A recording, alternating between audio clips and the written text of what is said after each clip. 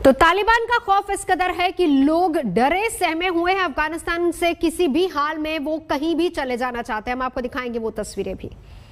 दिन खत्म किया, हमारा फ्यूचर खत्म किया, हमारा सब कुछ छीन लिया, खुशी छीन लिया, हमारे कातिरी तो भी छीन लिया। हम किराया, एक घर का किराया निकालो, इस तरह तो बहुत दिक्कत है हमारे लिए। इस वजह से इन लोगों को यही उम्मीद है, अगर हो सके कोई भी इन लोगों का हेल्प करे, चाहे वो यूएस एम्बेसी हो, कनाडा, ऑस्ट्रेलिया, फ्रांस, जर्मनी, कोई। तालिबान के आने के बाद लोगों में डर और खौफ इतना ज्यादा है कि वो अफगानिस्तान से किसी भी हाल में निकल भाग जाना चाहते हैं।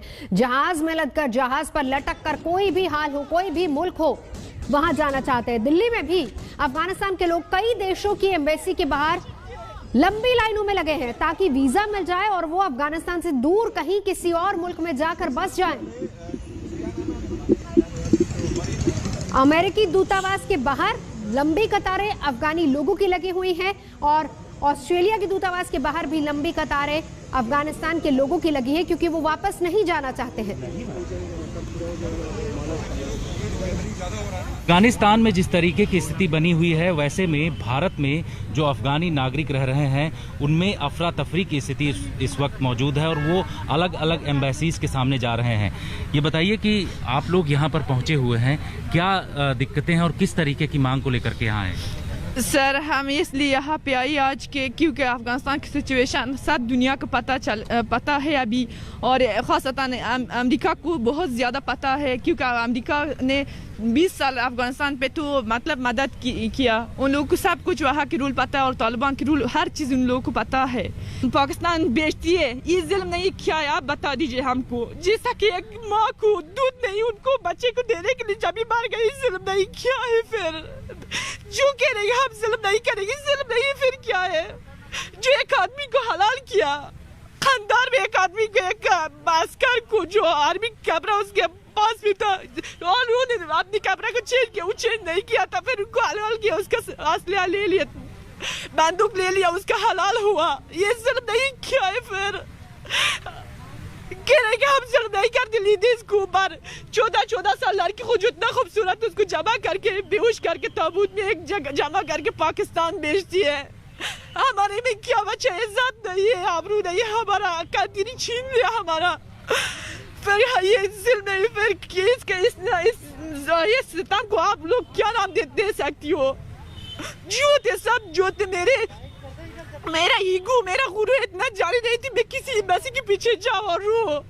आज मैं मजबूर अपने अफगानियों के लिए मैं बात करूंगी क्योंकि मेरे जान में भी बहुत खतरा था। पहले भी 9 साल पहले यहाँ आ गई, अभी भी मेरे फैमिली में लोग अलाउ नहीं करेंगे कमरे को बात करने के लिए, मगर मैं मजबूर हूँ बात करने में। यहाँ आकर देखूंगी अपने अफगानियों को, देखूंगी, मेरा दिल एकदम से रोना आएगा मेरा।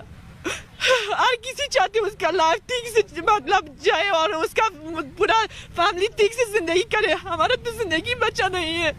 हर तरह से पूरा वर्ल्ड में देख लो, अफगानिस्तान का हालात देखे उसका दिल में तो काम आएगा कि ये मनहूस पाकिस्तान दुनिया में है।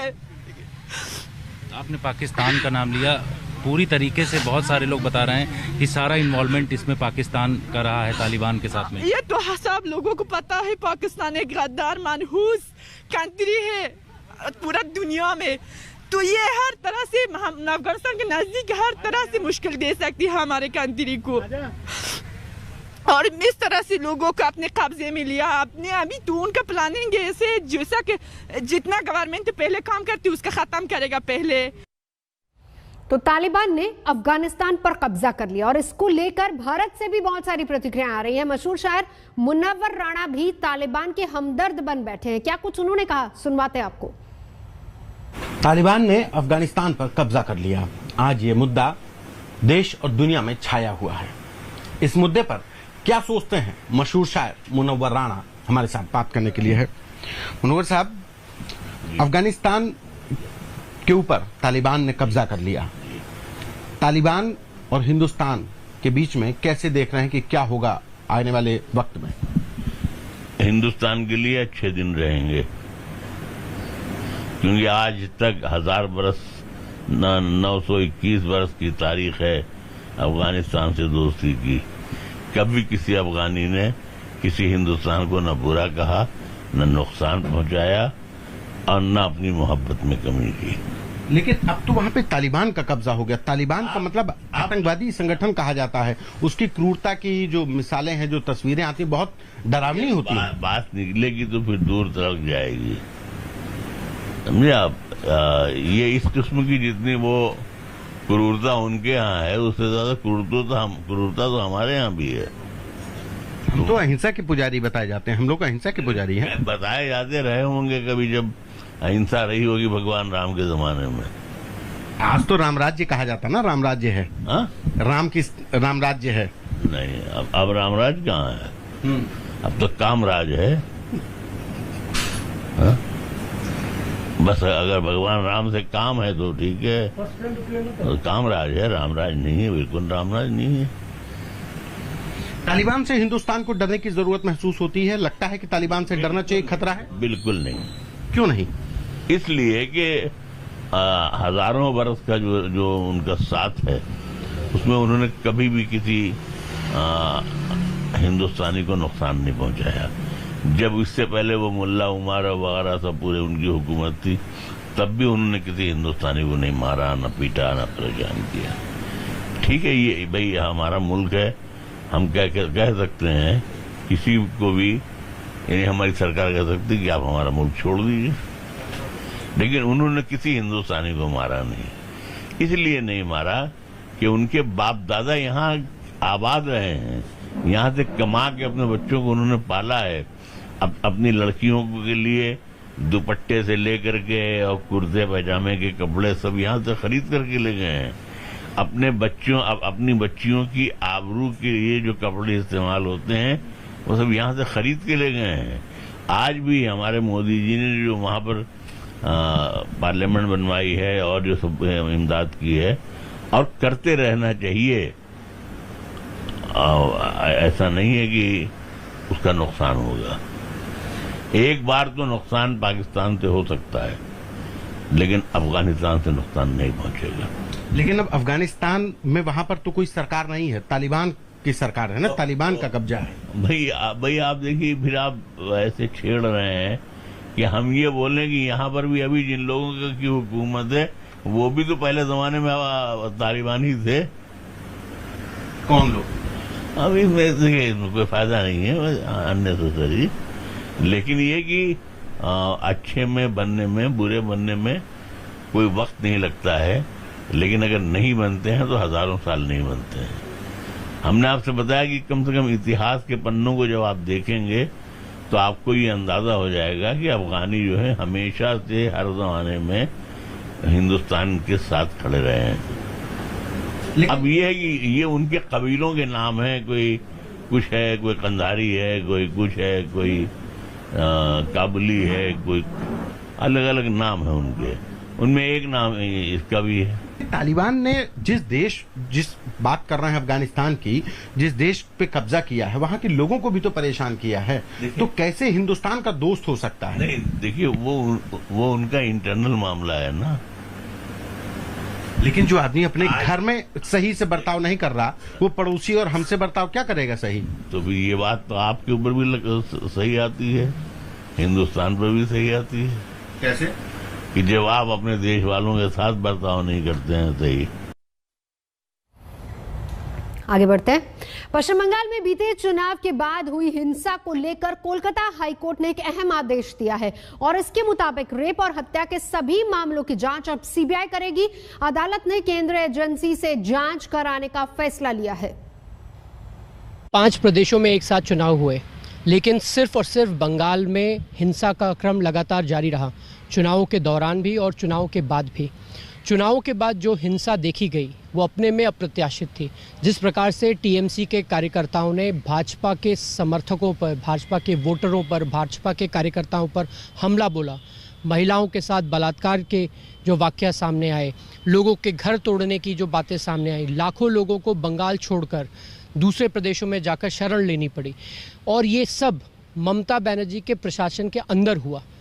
पुलिस, वहाँ का सरकारी तंत्र, सरकार के साथ एक साथ मिलकर जिन लोगों पे प्रताड़ना हो रही थी उनके साथ ना खड़ा होकर उन लोगों के साथ खड़ा दिखाई दिया जो लोग सत्ता में थे। मैं इसको लेके नाखुश हूँ। हर बार राज्य के अधिकार में जो कानून का स्थिति है, लॉ एंड ऑर्डर है, उसमें सीबीआई आ जाएगा तो राज्य का अधिकार घट जाएगा। हम तो इसको खिलाफ है। मैं समझता हूं कि राज्य सरकार इस पे सोच विचार करके अपील में जाएंगे, तब देखा जाएगा। हिंसा जो निर्वाचन उत्तर जो जिसकी बात हो रही है, निर्वाचन के समय जो हिंसा हुई है, निर्वाचन उत्तर कोई हिंसा यहाँ हुई नहीं। ये तो पॉलिटिक्स है, ये राजनीति बनाया गया है बीजेपी की तरफ से। ये सबसे शांत राज्य है Bengal, under the leadership of Mamata Banerjee. High Court क्या बोल रहे हैं, सुप्रीम कोर्ट तो कोर्ट है, law has its own way to move. लेकिन हम बोलते हैं कि बंगाल की सरकार पोस्ट इलेक्शन सबसे अच्छा हमारे यहाँ शांति बरकरार है। कलकत्ता हाई कोर्ट ने जो पश्चिम बंगाल में चुनाव के परिणाम आने के बाद हिंसा हुई थी, उस पे एक अहम फैसला दिया है। ये जो फैसला है, ये 5 न्यायाधीशों की खंडपीठ ने दिया है। ये इसलिए और महत्वपूर्ण हो जाता है। 2 मई पश्चिम बंगाल में कानून व्यवस्था गई। ये सारांश है आज के इस फैसले का। खबर आरजेडी की, जहां पर बिहार में आरजेडी में तनातनी का दौर जारी है। छात्र आरजेडी में बदलाव को लेकर यह तनाव लगातार फैलता जा रहा है। तेज प्रताप के चहेते नेता को हटाया गया तो तेजस्वी और जगदानंद सिंह निशाने पर आ गए। इस उम्र में जगदा बाबू लगातार जो है पार्टी के लिए समय दे रहे हैं, आते जाते रहते हैं। 2-4 दिन नहीं आया तो बवाल किस बात? सर छात्र दूसरी बात, ये प्रदेश अध्यक्ष के हाथों में होता है कि कौन प्रकोष्ठ का, कौन संगठन का जिम्मेवारी लेगा। और चड्डा बाबू तो प्रदेश अध्यक्ष हैं, उनको निर्णय लेने का स्वतंत्र रूप से उनको अधिकार भी है, और उनसे अनुभवी व्यक्ति कौन? राजद का आंतरिक कलह, हम कहते थे प्रवासी तो मिर्ची लगती थी, अब तो प्रवासी सलाहकार कहा गया। आदरणीय जगता बाबू, आपको पार्टी के संविधान का आईना दिखाया जा रहा है। राजनीति में पद के लिए जमीर महत्वपूर्ण होता है, आत्मसम्मान महत्वपूर्ण होता है। ऐसी दुर्दशा देखी न जाए। Who is Tej Pratap? I am not accountable to Tej Pratap. I am accountable to Lalu Prasad. He is my president. Who is it? हमारे 75 एक मानी सदस्यों में वो भी मानी सदस्य है, मैं मानता हूँ। लेकिन इसके बाद क्या है, पार्टी में हमारे मानी सदस्य हैं, लेकिन पार्टी के ऑर्गेनाइजेशन में